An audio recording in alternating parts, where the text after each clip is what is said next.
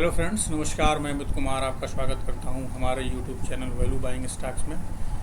Friends, जहां मैं आपके लिए लाता हूं कुछ बेहतरीन फंडामेंटल स्टॉक जहां आप निवेश करके मिनिमम 30 to 40% तक का रिटर्न अपने कैपिटल पे बना सकते हैं। फ्रेंड्स, लेकिन आज जिस कंपनी के बारे में बात कर रहा हूँ उस कंपनी का नाम से पहले हम उसका काम जानेंगे। जिस कंपनी के बारे में आज मैं बात करूँगा उसका काम है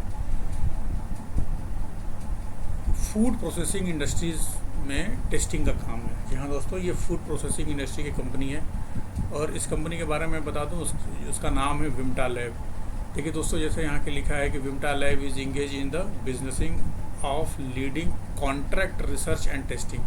फूड प्रोसेसिंग इंडस्ट्रीज़ में जो भी टेस्टिंग होता है उसका एक कॉन्ट्रैक्ट और टेस्टिंग सर्विसेज का एक काम करते हैं।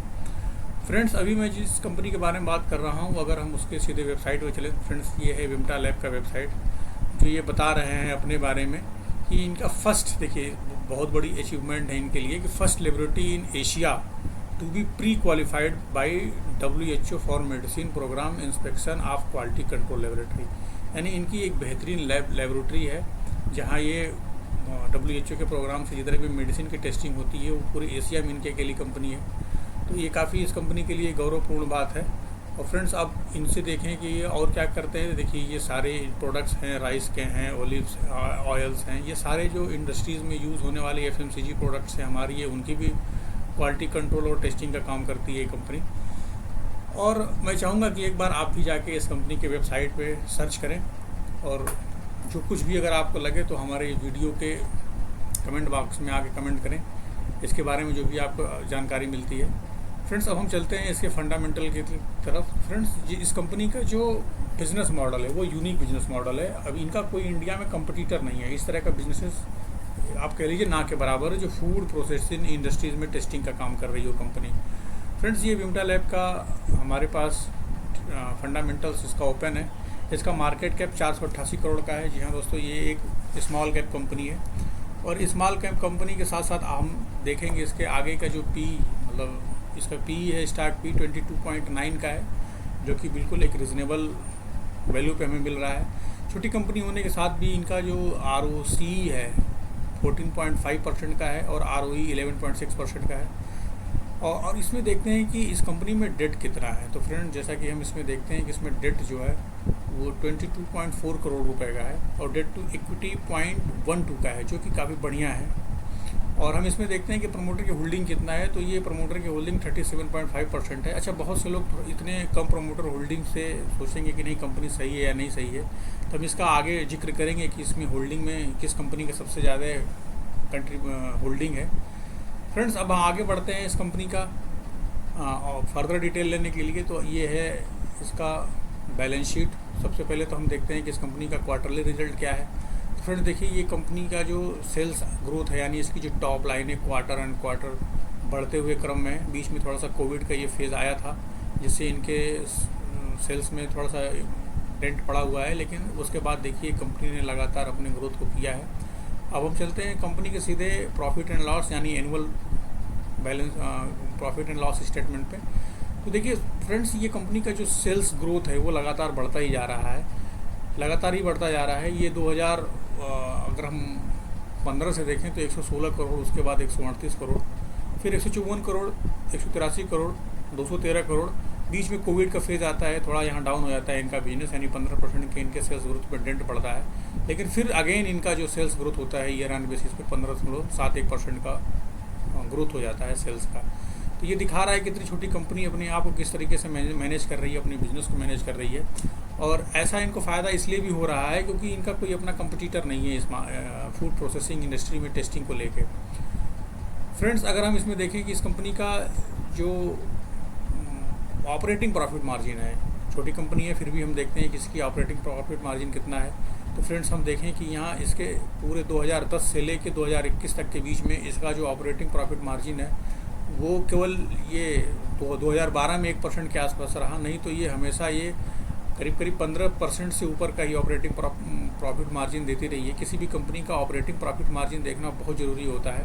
वो दिखाता है कि कंपनी में कितना उसकी बिज़नेस जो कर रही है उसमें कितना बढ़िया मार्जिन हमें मिल रहा है। फ्रेंड्स, इस कंपनी को निवेश करने के साथ साथ मैं इसके थोड़ा बैलेंस शीट भी देख लेते हैं कि कहीं ये कंपनी अपने शेयर्स को डाइल्यूट तो नहीं कर रही है। तो देखिए इसके जो शेयर कैपिटल्स है वो लगातार 2010 से लेकर 2021 तक के फेज में एकदम कांस्टेंट बने हुए हैं।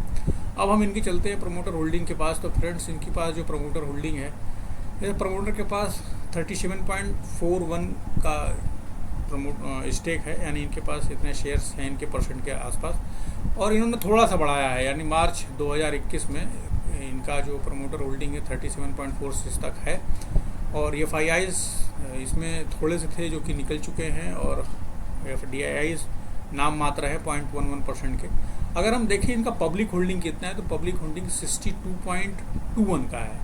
अगर हम इसके अंदर जाके देखें कि पब्लिक में सबसे ज़्यादा टॉप होल्डिंग कौन सी है, तो फ्रेंड्स ये एक कंपनी हमें मिलती है जिसका नाम है यूरोफिन्स एनालिटिकल सर्विसेज प्राइवेट लिमिटेड।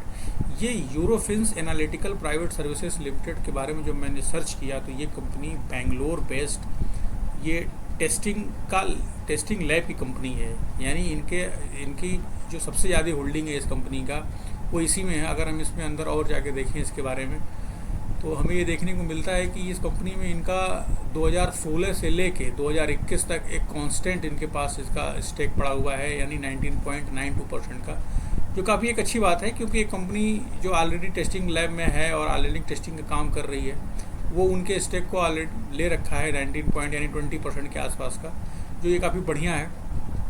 अब हम फ्रेंड्स सीधे चलते हैं इस कंपनी के टेक्निकल चार्ट पे कि आने वाले समय में हमें कितना प्राइस या कितना भाव मिल सकता है।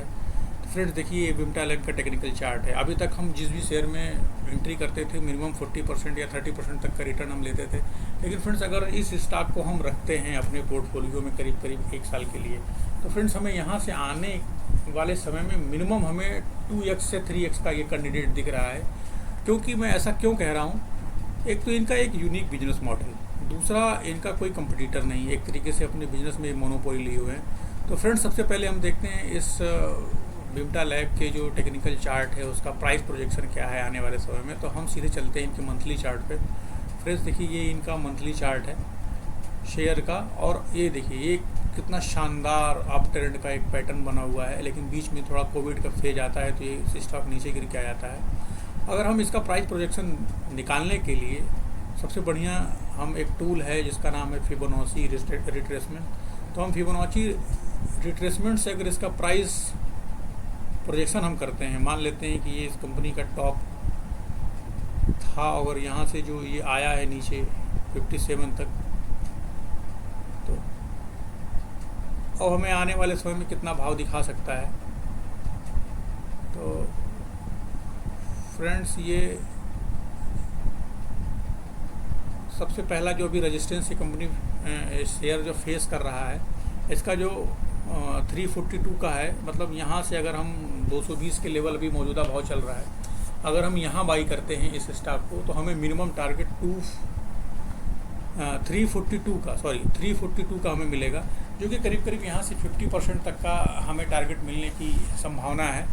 लेकिन अगर हम इसमें और देखें कि आने वाले समय में अगर इसमें हम बने रहते तो हमें क्या क्या भाव देखने को मिल सकते हैं। तो फ्रेंड्स अगर हम यहाँ आते हैं और ये लेवल लगा लेते हैं हम, ये हमारा डाउनफॉल का है। तो फ्रेंड्स अगर आप देखें कि अगर इस स्टॉक में हम बने रहते हैं तो 340 लेवल जैसे ही निकाल लेता है, 342 का लेवल जैसे ही ये स्टॉक निकाल लेता है, तो ये आने वाले समय में हमें मिनिमम 500 तक का लेवल देखने को मिलेगा। तो चूँकि मुझे भी ऐसा लग रहा है कि ये कंपनी जिस हिसाब के बिजनेस मॉडल के साथ है और जिस हिसाब से अभी ये ग्रोइंग कंपनी है, उसके हिसाब से ये कंपनी को वहाँ तक जाना चाहिए, मिनिमम 500 तो जाना ही चाहिए। फ्रेंड्स मैं इस स्टॉक में अपना जो मौजूदा निवेश है मैं इसी लेवल पे करूँगा, और जैसा जैसा होगा मैं इसके बारे में बताता रहूँगा।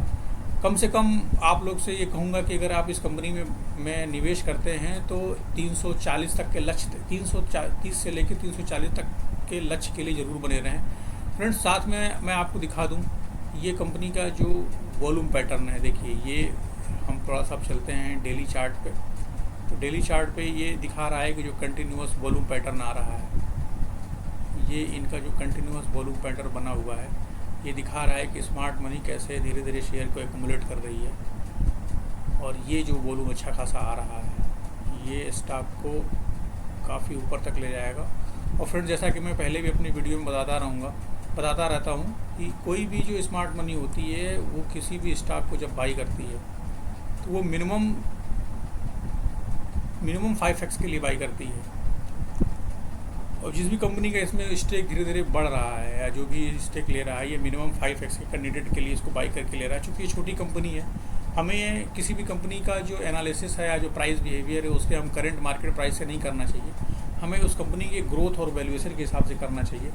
और जिस हिसाब से इसका फ्यूचर हमें लग रहा है कंपनी का, चूँकि फूड प्रोसेसिंग इंडस्ट्री में टेस्टिंग का अभी उतना भारत में स्कोप है नहीं, लेकिन ये कंपनी चूँकि पहली है और इसमें काम कर रही है टेस्टिंग से संबंधित, तो ये आने वाले समय में एक अच्छा खासा हमें वेल्थ क्रिएट करके दे सकती है। देखिए फ्रेंड्स, ये जो हिसाब से ये वॉल्यूम के जो पैटर्न बन रहे हैं, ये दिखा रहा है कि कंपनी में काफ़ी इंटरेस्ट है। और निचले स्तरों से जो बाइंग हो रही है वो भी ये दिखा रहा है कि कंपनी आने वाले समय में एक मल्टीफोल्ड रिटर्न दे सकती है। फ्रेंड्स, अभी हम देखते हैं कि इस स्टॉक में देखिए ये एक और अच्छा हमें बुलिश कंटिन्यूएशन का पैटर्न मिल रहा है। फ्रेंड्स, जब स्टॉक अपने अप ट्रेंड में हो और अप ट्रेंड के साथ हमें ये सिमेट्रिकल ट्रायंगल पैटर्न बने, तो ये एक सिग्नल होता है कि अभी स्टॉक में कंटिन्यूअस बुलिश पैटर्न बन सकता है। और ये स्टॉक को निश्चित रूप से ही 330 से लेकर 340 तक के जो रेजिस्टेंस का लेवल है वहाँ तक ले जा सकता है। और फ्रेंड्स, इसमें हम देखें तो इसमें डाउनफॉल रिस्क बहुत कम बचा है। अभी शेयर का मौजूदा भाव 221 रुपये है। अगर ये किसी तरह गिर के नीचे और आ जाए, जो कि इसका एक स्ट्रांग सपोर्ट जोन है, जो इसका एक स्ट्रांग सपोर्ट जोन है, वो इसका बनता है करीब 190 रुपये। तो यहाँ हमें बेचने के बजाय और ख़रीदना है, यानी यहाँ अभी हम इस लेवल पे कुछ खरीदेंगे जो कि एक सपोर्ट है, और थोड़ा सा नीचे अगर किसी कारणवश आ जाता है तो हमें 190 के लेवल पे और ख़रीदना है, और ख़रीद के इसको भूल जाना है। आने वाले समय में हमें एक मल्टीफोल्ड रिटर्न के साथ साथ एक अच्छा खासा वेल्थ क्रिएट करके दे सकता है। फ्रेंड्स, एक बात मैं आपसे कहना चाहूँगा कि अगर हमारे बताए गए किसी भी शेयर्स में आप निवेश करते हैं तो आप अपने फाइनेंशियल एडवाइज़र की सलाह ज़रूर लें। यदि आपको फ्रेंड्स ये वीडियो अच्छा लगा है तो आप इस वीडियो को लाइक करें, हमारे चैनल को सब्सक्राइब करें। कोई भी डाउट हो तो हमारे कमेंट बॉक्स में कमेंट ज़रूर करें, मैं हर कमेंट्स को पढ़ता हूँ। धन्यवाद।